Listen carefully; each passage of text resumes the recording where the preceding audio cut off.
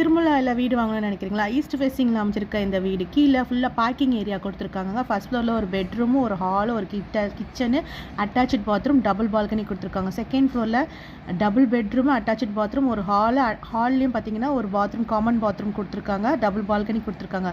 மொட்டை மாடியில் பார்த்தீங்கன்னா பர்கோலா டிசைன் போட்டு செம்ம அழகாக அந்த வீடு ரொம்ப அழகாக கன்ஸ்ட்ரக்ட் பண்ணியிருக்காங்க. இது ஒரு செமி கன்ஸ்ட்ரக்ஷன் வீடுங்க.